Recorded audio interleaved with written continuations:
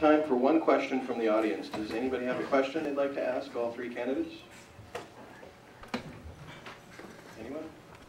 All right, why don't we take John? Yeah.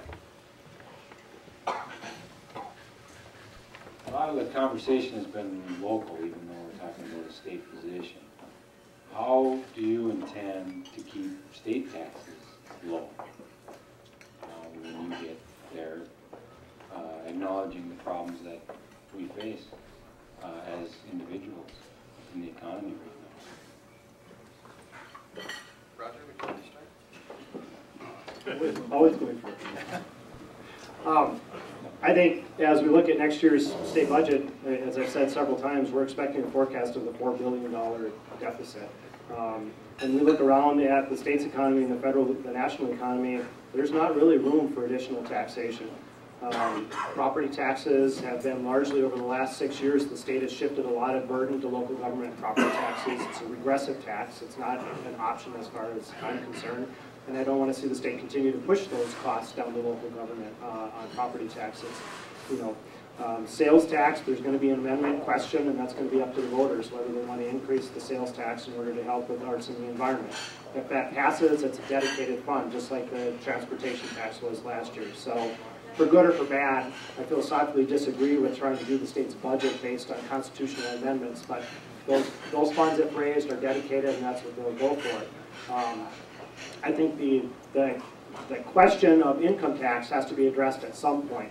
And the only part of it I'm interested in talking about at all is the $450,000 a year or above folks. Right now, most of us, I'm assuming, are probably in middle income status, and we're paying about 13% of our income in state income tax. Folks that are $450,000 or above pay about 4%.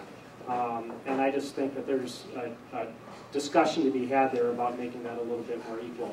But I don't think this year or this economy is the time to do it. We need to figure out exactly, I mean, when we have a 900-point gain followed by an 800-point loss, and who knows what's going to come tomorrow, and people are watching their retirement funds fluctuate by, I know I steeled myself and took out my statements and saw that my retirement fund had lost 35% in the course of a week.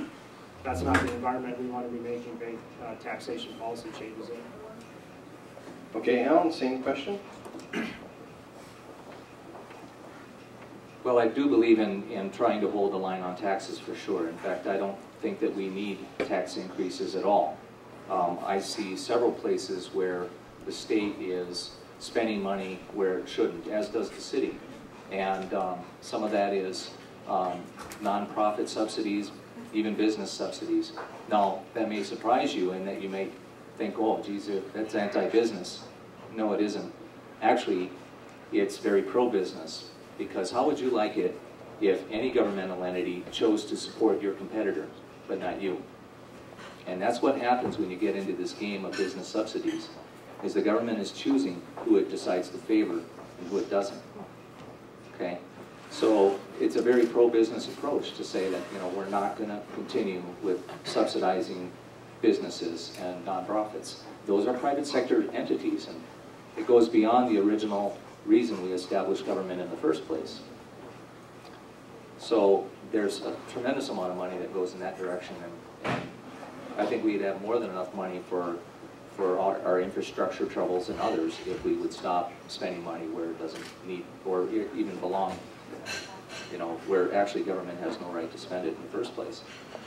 So we need to keep that distinction in mind, the private sector and the public sector. And government needs to focus on doing well those things that it's obliged to do. Infrastructure, police, fire protection, locally, our libraries and parks and so on. We also need to stop just playing the shell game with public money. Stop taking, we send our taxes, let's say, to the state.